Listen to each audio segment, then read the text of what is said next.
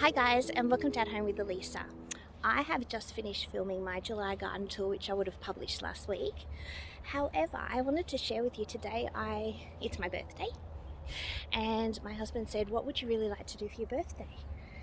And being the plant nerd that I am, I said, I'd love to go to the nursery actually. So today we're going to Wyee Nursery, which is, if you've been following for a while, you know it's my favourite nursery here on the coast. So I'm on the central coast of New South Wales. We are heading to Wyee Nursery and I'm looking for, I did call in last time and I was looking for some fruit trees. I'm looking for a dwarf nectarine and a dwarf plum. So I know that when I spoke to them last time, they said that they actually get them in mid-July. So I'm hoping I can get them today. I'll be taking the big car because trees, and I cannot wait. So I thought you might want to join me for the trip to the nursery and see what they've got there.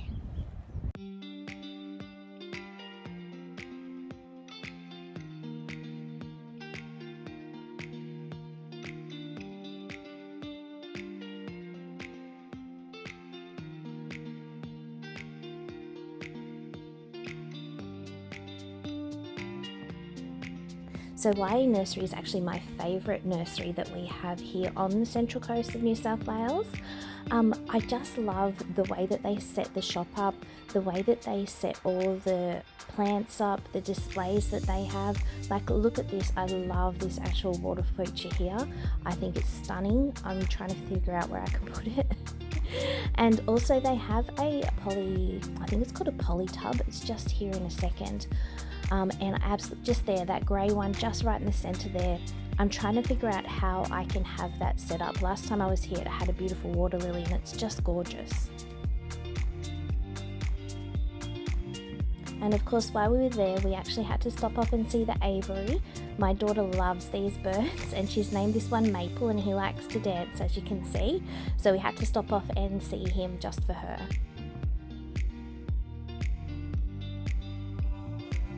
Hi guys, okay, so we're back from the nursery now and I just wanted to show you, Charlotte's going to help me do some planting, but I just wanted to show you the trees that we got. We've got two beautiful fruit trees and one of them was a nectarine and one is a plum, but they get a bit special, so I'll show you now. So this is the little nectarine that we got. As you can see, it is looking really good and it is going to burst into life. So this one here is a Nectar Z, they call it. So this is a dwarf variety. I was after both dwarfs, however the other one that I got, which is this one here, obviously is bare root, and this one is not a dwarf. So this is the plum, and unfortunately they were not able to supply that in a dwarf variety. So the plum tree that I got is actually a multi-grafted plum, which basically means off the rootstock they've grafted three different plants of plum, three different varieties of plum tree. So I'll put those on the screen now as to what they are, but that was the only ones that they were able to get a hold of, or one that was two different varieties. But I went the one with three, so that hopefully they help to cross-pollinate each other. Hi cutie. They help to cross-pollinate each other, and that way we will obviously have a lot of fruit and different timed fruit, I'm hoping. So let's get them planted. Are you going to help me? Yeah. Okay.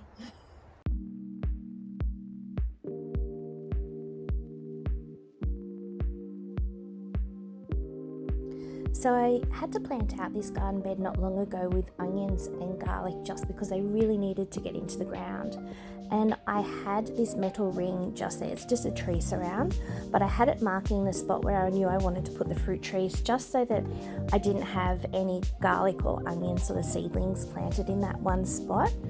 I did come to regret the fact that I actually had all these little seedlings in the ground because it made it a little bit more difficult to actually dig out and obviously plant up the tree. And I was also working around some irrigation as well, so it was quite the challenge, but I don't mind a challenge if I'm going to get a lovely fruit tree out of it. So we just got stuck into it.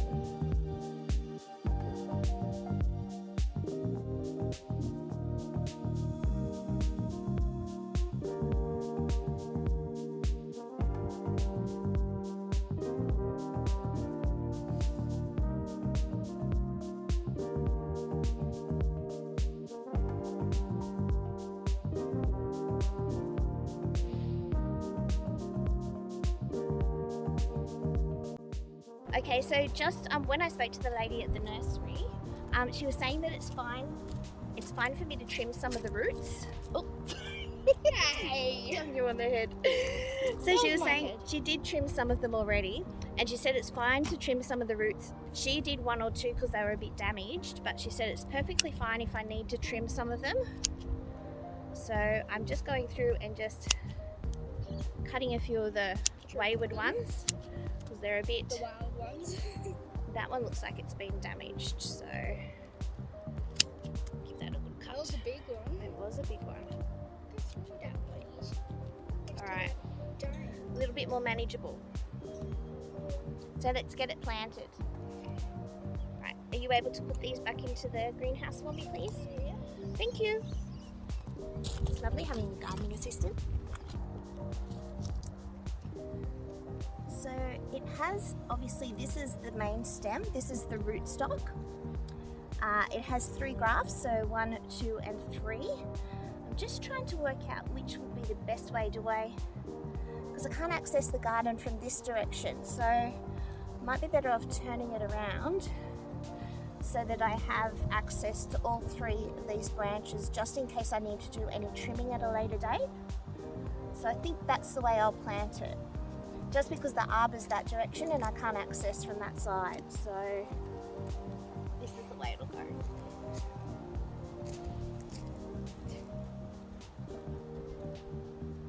I don't know if we went wide enough, bub. We need to go a bit wider. Maybe. Let me just see what I can do.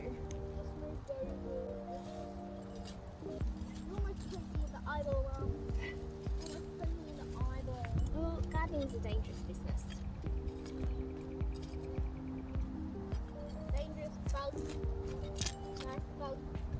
Nice bugs, killer bugs, killer spiders. Alright, so how's that? Now that to me is not going to be low enough, so see how the root ball here is going to be sitting too high. I don't know if you can see that on the camera, but it's just a little bit higher, so I need to get this down a bit.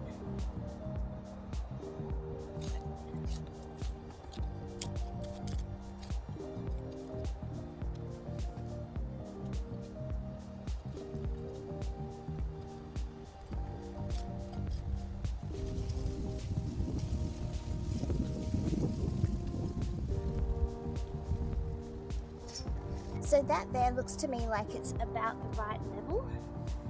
If I am to now backfill that, the roots are nice and spread out, none of them are too tight, so I'll backfill now and that should be good, and then it needs a good water.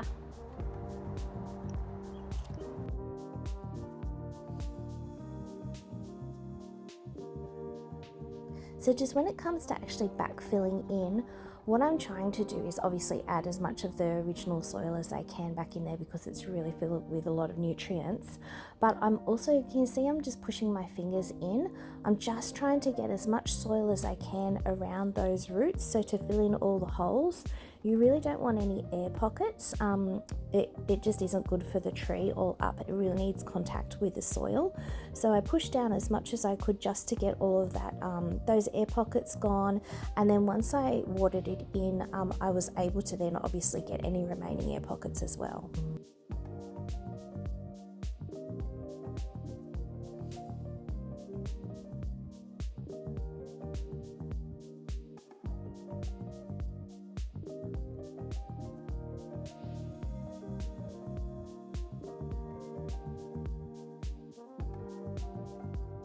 So when it comes to planting or transplanting anything, really planting out seedlings, anything, one of the best things that you can do is actually give it like a seaweed solution or a kelp solution.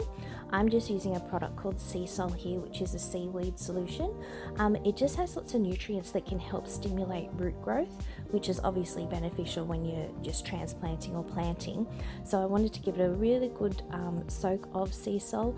Just make sure if you are using the product that you read the directions. You need different rates for seedlings versus trees and that sort of thing. So you don't want to use too much, otherwise it can, have the reverse effect.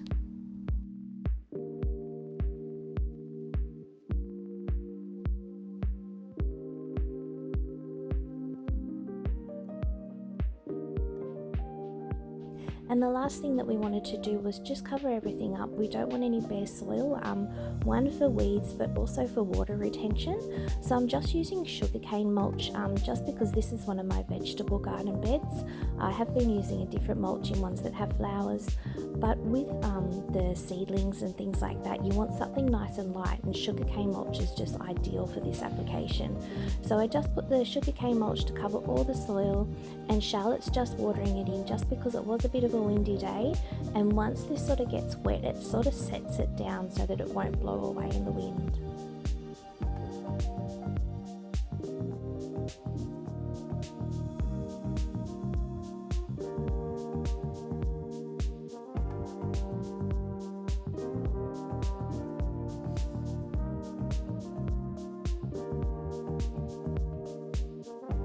So there we go, guys. I have planted my bare root plum tree with the 3 varieties on it. So happy to get that into the ground. That was a bit of a rush job to get that into the ground. It's getting a little bit late in the afternoon, but I really wanted to get that into the ground.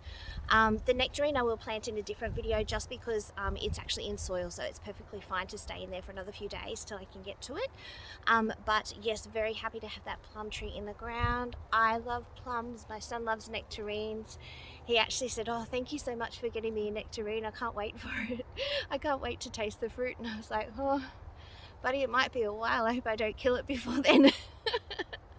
So fingers crossed we do get some nectarines and some plums along with some of the other fruit trees that we've got going here. We really are looking to increase our fruit trees and increase the food that we can grow, obviously for our family, but also for friends and other family members as well. So absolutely loving that we're finally getting some trees into the ground.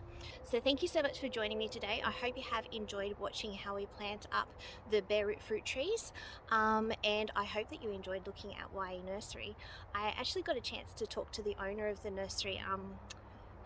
Poor man gave me his mobile number, so he doesn't know what he's in for now, but I'm looking at buying a pond from them as well. So just sort of thinking about what to do and where to put it and that sort of thing. So it's something that I'm thinking about doing because we want to do some landscaping outside the garden, hopefully within the next year.